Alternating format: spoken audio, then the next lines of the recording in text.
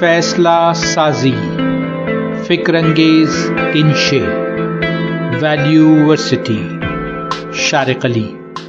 ہماری زندگی چھوٹے بڑے فیصلوں کا مجموعہ ہوتی ہے، چاہے وہ شعوری طور پر کیے گئے ہوں یا لاشعوری طور پر۔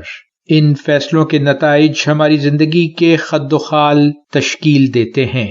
آئیے فیصلہ سازی کے اہم موضوع پر ذرا غور کریں۔ پہلی بات تو یہ ہے کہ اگر کسی فیصلے سے پہلے آپ تذبذب کا شکار ہیں تو اس خوف کو سمجھنے کی کوشش کیجیے جس نے لاشعوری طور پر آپ کو بے چین کر رکھا ہے۔ ایسے تمام خوف ایک کاغذ پر لکھ لیجیے، پھر اس فیصلے کے نتیجے میں خطرناک ترین نتائج کو شعوری طور پر اپنے سامنے لے آئیے اور اس کی آنکھوں میں آنکھیں ڈال کر دیکھیے، اور یہ بھی کہ ایسے نتائج کے کتنے فیصد امکانات ہیں۔ خود سے سوال کیجیے کہ اگر آپ نے یہ فیصلہ کر لیا تو کیا یہ مستقل ہوگا یا اس میں تبدیلی کی گنجائش موجود ہے۔ کسی بھی فیصلے سے پہلے متعلقہ معلومات حاصل کرنا بے حد ضروری ہے، اس لیے اگر گنجائش موجود ہو تو فوری فیصلے سے پرہیز کرنا چاہیے تاکہ آپ اس فیصلے سے متعلق تفصیلی معلومات حاصل کر سکیں اور اچھے اور برے دونوں پہلوؤں پر غور کر چکے ہوں۔ آپ کے علم میں یہ بات بھی ہو کہ کون کون سے دیگر متبادل موجود ہیں۔ کچھ لوگ اپنے تمام متبادل کاغذ پر لکھ کر متبادل کے سامنے فائدے اور نقصانات کے کالم میں امکانی طور پر حاصل شدہ نمبروں کو درج کر لیتے ہیں تاکہ سب سے بہتر متبادل کا انتخاب کیا جا سکے۔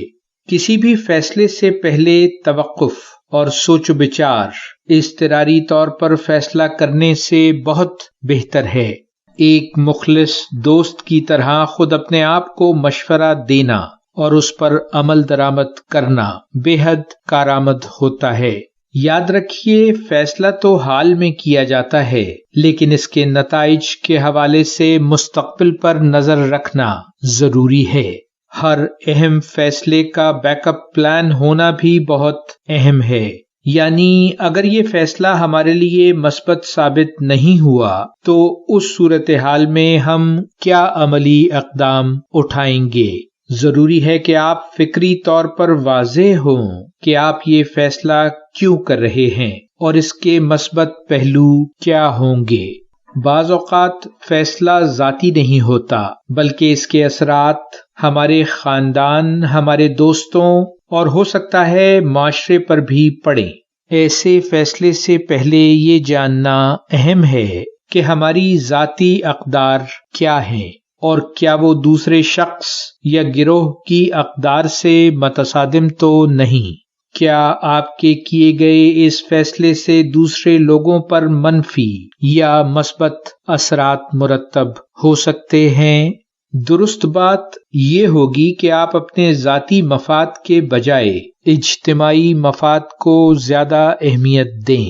ذاتی سوچ بچار کے بعد اس فیصلے سے متعلق اپنے پرخلوص دوستوں یا اپنے خاندان کے افراد سے اظہار خیال کیجیے اور ان کی رائے لیجیے، کیونکہ اس بات کا امکان ہے کہ وہ آپ کو جذباتی طور پر معتدل مشورہ دے سکیں۔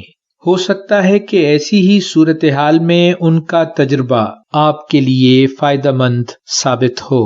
جب آپ یہ ساری سوچ بچار کر چکے ہیں تو اب فیصلہ کرنے کا وقت ہے۔ اس مرحلے پر سب سے اہم بات یہ ہے کہ آپ ذہنی طور پر اور جذباتی طور پر پرسکون رہیں، مثبت طرز فکر اختیار کریں اور منفی خدشات سے پرہیز کریں۔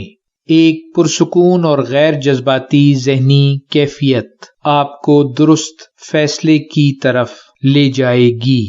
آپ کے لیے بہتر فیصلہ سازی کی نیک تمناؤں کے ساتھ اب آپ سے اجازت۔ ویلیو ورسٹی، شارق علی۔